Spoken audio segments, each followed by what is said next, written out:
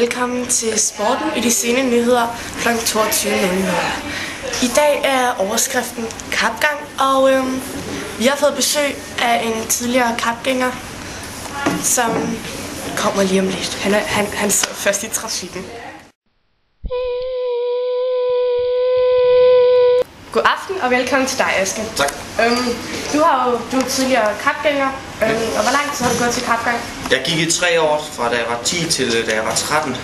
Okay. Hvilket slags tøj bruger man til kapgang?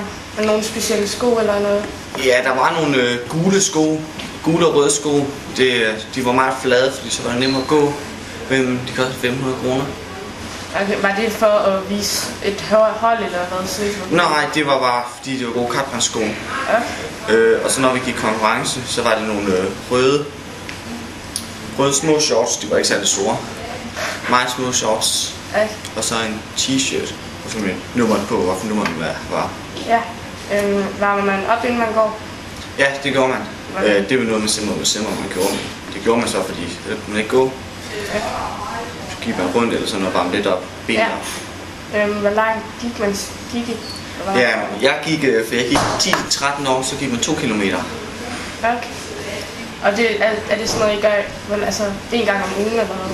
Nej, vi trænede tirsdag og lørdag var det. Ja. Og så trænede man så bare sådan, hvad man skulle gå. Der var også andre, der gik 3 kilometer, ja. 10 kilometer, 5 kilometer. Ja. Forskelligt. Hvilken aldersgruppe dyrker mest den sport? Jeg tror faktisk, det mest i gamle, der var ikke så mange unge. Okay. Er det en sport, som kan anbefales til at tabe sig? Man siger, det er bedre for hjertet, fordi man får noget i armene i gang.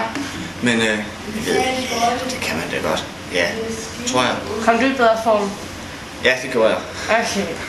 Hvor tit kommer man til stævner? Jamen, der var tit stævner, det var der hver anden weekend eller en gang om måneden. Men DM var der så en indendørs. En gang om året og en udendørs. En gang om året. Hvor langt var sådan en stævne så? Det var helt dagen, fordi det ligger i Sverige, Norge, Tyskland, så i Danmark. Så der er lang kørsel. Okay. Hvorfor tror du, folk vælger kapgang frem for en anden politisk sport?